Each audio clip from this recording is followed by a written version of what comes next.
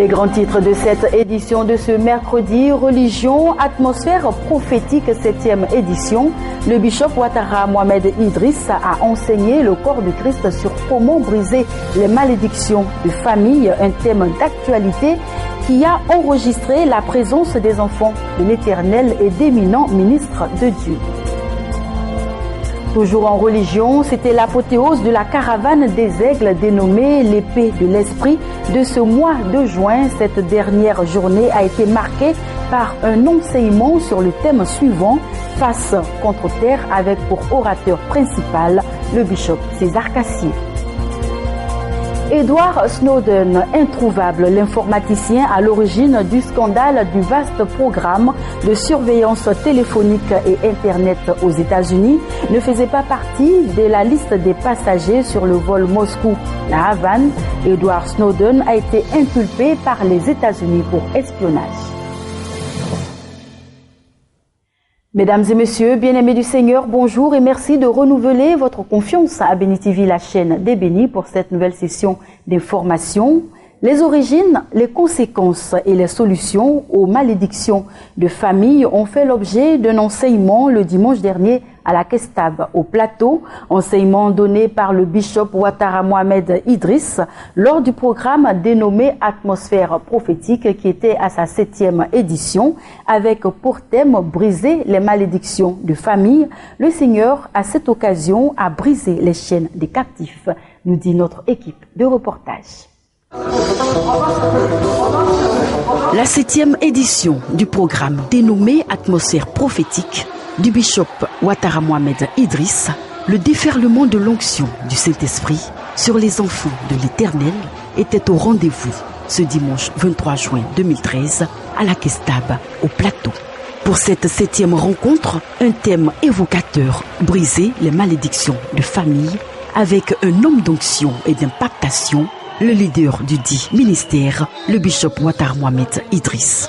Dans sa prédication, l'homme de Dieu a donné la bénédiction de la malédiction, les mauvaises paroles prononcées sur la vie de toute personne. Dans son enseignement, le ministre de l'Éternel a mis en exergue l'aspect identitaire, l'identité secrète que revêt chaque enfant de Dieu.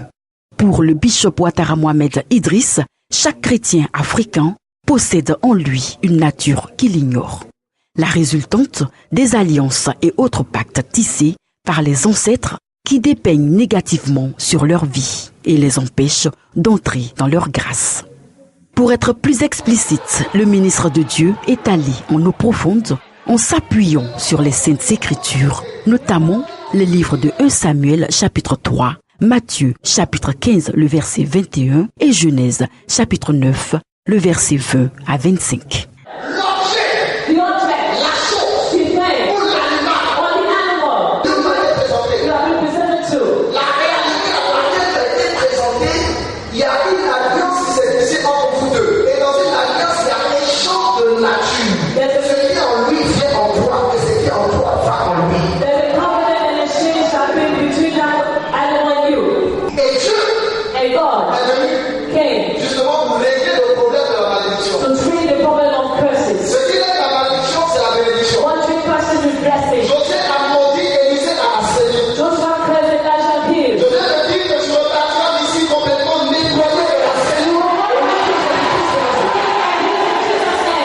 À ce rendez-vous spirituel avec le Seigneur, les enfants de l'Éternel ont reçu la visitation de l'Esprit de Dieu. Le trône du diable a été brisé, libérant les captifs, les prisonniers, les condamnés des malédictions de famille. En témoignent l'effusion du Saint-Esprit sur ces enfants disposés. Hosanna au plus haut des cieux, le lion de la tribu de Juda a une fois encore triomphé du mal. Désormais, les enfants de l'Éternel ont une identité nouvelle, remplie de l'onction de feu. Car les malédictions de famille ont été brisées, réduites à néant. Gloire soit rendue à l'Éternel qui est assis sur son trône de gloire. Amen.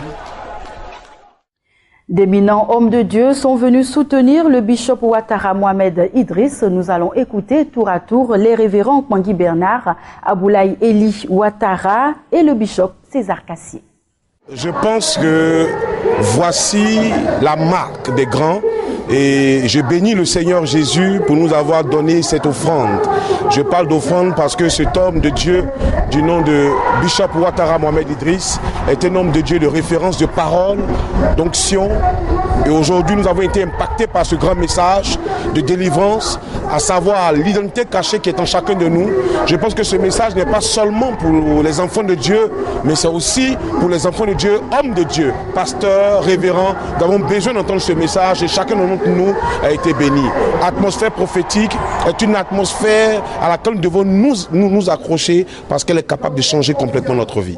Je bénis le Seigneur pour la vie de Ouattara, le bishop. Je suis là pour le soutenir parce que c'est un message à donner à tout le corps de Christ.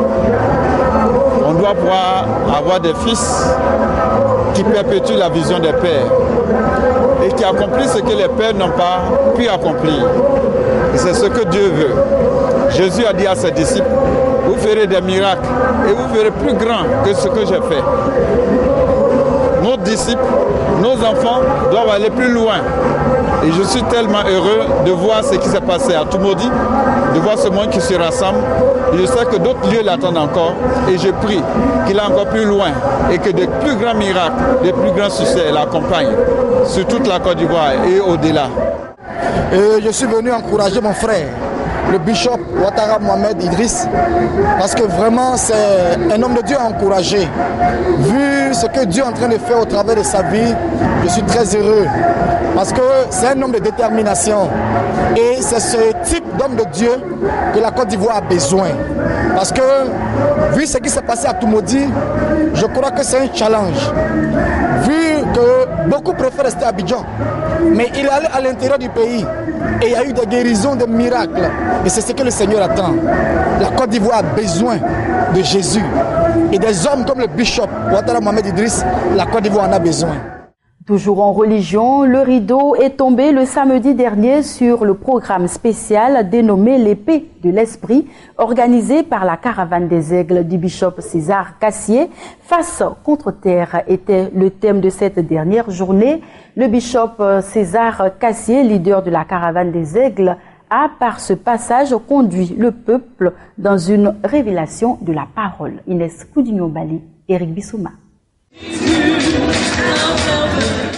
Les lumières de l'acte 1 de l'épée de l'esprit de la caravane des aigles se sont éteintes sous le sous-thème Face contre terre ce samedi 22 juin 2013 à l'hôtel communal de Cocody. Durant 4 samedis, loin de l'Éternel, le leader, le président de la caravane des aigles, le bishop César Cassier, a parlé de la part de l'Éternel. L'épée de l'esprit, la parole de Dieu, a été donnée sans triche, avec clarté, précision et démonstration. Tout ceci est sous la conduite du Saint-Esprit. Aujourd'hui, samedi 22 juin 2013, jour de l'apothéose, les enfants de Dieu ont été conduits en eau profonde en s'appuyant sur le livre de 1 Samuel, chapitre 17, versets 48 à 49, qui explique que l'enfant de Dieu doit avoir la première arme de la victoire, qui est d'attaquer et de ne point se laisser intimider par le diable. Et le même livre de 1 Samuel, en son même chapitre, mais cette fois au verset 37. En ce verset, l'homme de Dieu a souligné que les enfants de Dieu doivent apprendre à exprimer leur reconnaissance à Dieu par la louange. Il y a des personnes même qui t'envoient la conversion, mais qui viennent avec toi à l'église, mais qui n'ont plus la foi. Mais à partir de ce que tu vas dégager comme témoignage, comme reconnaissance par la louange, ça va motiver leur foi. Alors laisse-moi te dire que quand Dieu opère les choses dans ta vie et que tu n'arrives pas à être reconnaissant par la louange, parle de lui, il y a un problème. C'est cela. À l'épée de l'esprit, la caravane des aigles, le réma de la parole est révélé. Et c'est toujours les enfants de Dieu qui en sortent bénis. Et lui dire merci par des pas de danse n'est que reconnaître sa suprématie dans leur vie. Que la gloire lui revienne au siècle des siècles. Shalom. L'usage de la corne d'huile est le rituel de consécration par excellence des élus de Dieu. Le livre de 1 Samuel révèle que David a été oint par une corne d'huile. Aujourd'hui encore, cette corne d'huile est utilisée pour la consécration des hommes de Dieu. Quel est le véritable sens de l'utilisation de cette corne? Réponse avec notre reporter Inès Koudinho-Balé. Il avait un beau visage, un enfant frêle. La corne est une extrémité protubérante chez certains animaux. Chez l'animal, la corne sert à se défendre ou à assurer sa suprématie sur un territoire. Et c'est un élément qui joue un rôle de défense chez l'animal qui est le plus souvent utilisé pour oindre les enfants de Dieu. Face à cette image, la question a sa raison d'être. À quoi cela répond-il? À la caravane des aigles, l'épée de l'esprit, acte 1, le bishop César Cassier a bien voulu en parler, afin d'enlever le voile sur la question. Vous savez ce que j'aime, je suis d'accord. C'est qu'apparemment c'est quelque chose pour le service de la consécration. Mais lorsque nous expliquons le mystère de la corne, nous expliquons que la corne est différente de la fiole. Nous expliquons que c'est pourquoi simplement que David était supérieur à Saül. Parce que Saül n'était pas le champ de Dieu, mais le champ des hommes. La Bible dit, les hommes veulent des rois. Et Dieu dit à Samuel, prends une fiole d'huile. La fiole est un récipient que l'homme fait pour dire aux hommes que c'est votre choix, pas mon choix. C'est pourquoi il prend la fiole pour consacrer Saül. Mais au moment de consacrer David, il dit prends une corne. Pourquoi? Parce que la corne, là, c'est pas l'homme qui fait, c'est Dieu qui permet de la corne.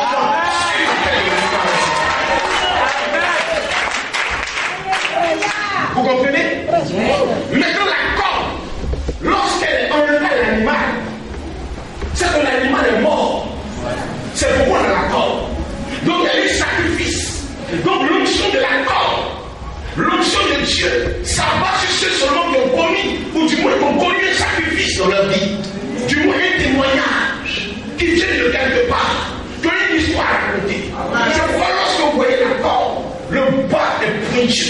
C'est moi des difficultés, c'est moi des problèmes. Ça veut dire la personne que la corne doit pratiquer, doit connaître les profondeurs aiguës et aiguisées des problèmes dans sa vie. Et ceux qui regardent David être consacré, voient simplement une corne qui est en train d'œuvrer pour la consécration des normes. Ça, c'est la première phase de la corne. Mais lorsque je retourne la corne par derrière,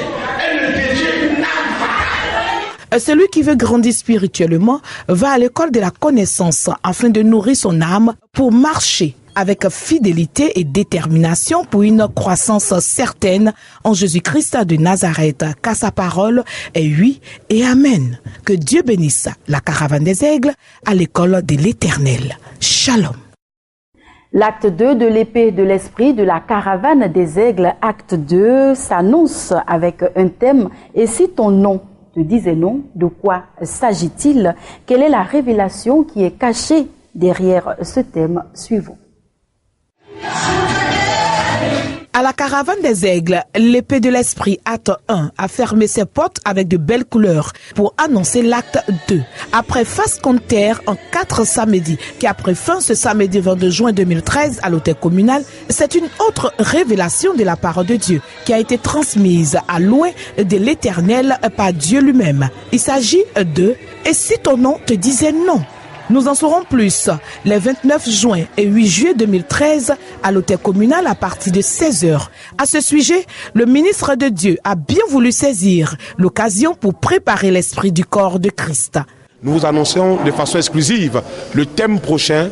Et si ton nom te disait non, pour dire que souvent nous jeûnons, nous prions, nous avons la crainte de Dieu, nous vivons dans la sanctification, nous avons une vie de prière, mais souvent le non est notre problème. Nous voyons un homme comme Jacob qui véritablement a été béni par son père Isaac, mais plus loin qui a dit à l'ange, bénis-moi, sinon je ne te laisserai pas aller. De quelle bénédiction parlait-il? Puisqu'il avait été déjà béni par Isaac. Venez le samedi et je crois que votre nom, même s'il vous disait non, un oui sortira de cette affaire. Enfant de Dieu, viens prendre ta part à ce rendez-vous spirituel et viens comprendre le Réma qui est attaché à ton nom, afin que ton nom ne te dise pas non. Shalom. Dans un tout autre registre, les travaux de recherche de la commission heuristique de la CDVR sur les causes profondes de la crise ivoirienne vont être publiés les 10, 11 et 12 juillet prochains à la Fondation Félix Houphouët-Boigny de Yamoussoukro. L'annonce a été faite le lundi dernier au cours d'une conférence de presse par le professeur Seri Bailly, président de la commission heuristique de la CDVR. Le compte-rendu de Rebecca Koné. La commission Dialogue, Vérité et Réconciliation ne baisse pas les bras dans sa mission de réconcilier les Ivoiriens. À travers sa commission heuristique, la CDVR a recherché les causes profondes de la crise en Côte d'Ivoire. À cet effet, 7 thèmes ont été choisis, à savoir le foncier, la citoyenneté et la démocratie, la communication et la société, la sécurité et la justice, le genre, la formation, l'éducation et la jeunesse, et enfin la pauvreté. Quand on a compris la cause profonde, en général, on est moins agressif, on est plus positif pour participer à la recherche des solutions. Ce n'est plus les querelles entre individus, entre ethnies, entre régions, mais des causes profondes qui font que tous les groupes, tous les individus sont affectés. Et donc cela crée la nécessité d'une solidarité pour que, ensemble, on trouve les solutions à ces maux qui affectent l'ensemble de la société. Les résultats de ces travaux seront restitués au cours d'un colloque national les 10, 11 et 12 juillet prochains à la Fondation Félix Houphouët-Boigny de Yamoussoukro. Le problème est sérieux, il est profond et qu'il y a encore des séquelles qui ne permettent pas à certains individus ou à certains groupes de se prononcer. Des groupes même peuvent refuser de parler parce que le contexte actuel, selon ces groupes-là, n'y est pas favorable.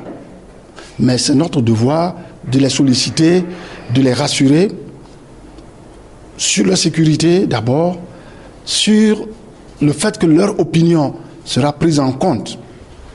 119 experts, intellectuels, religieux, syndicalistes, partis politiques et sociétés civiles sont donc tous attendus à cette rencontre nationale.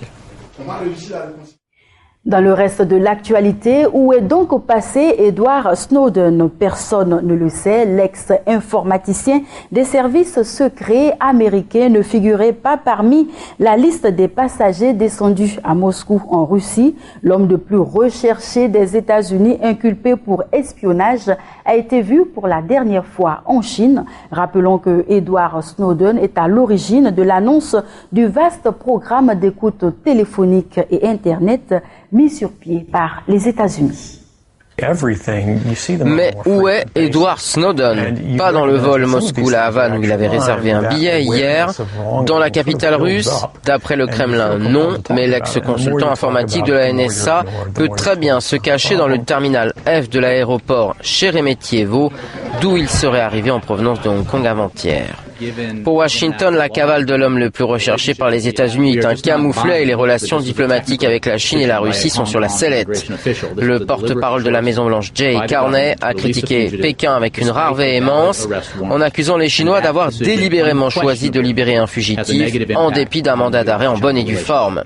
Cette décision aura incontestablement un effet négatif sur les relations sino-américaines. Autre cible du courroux américain, la Russie, la coopération attendue. Washington exhorte Moscou à étudier toutes les options à sa disposition pour l'expulser vers les États-Unis.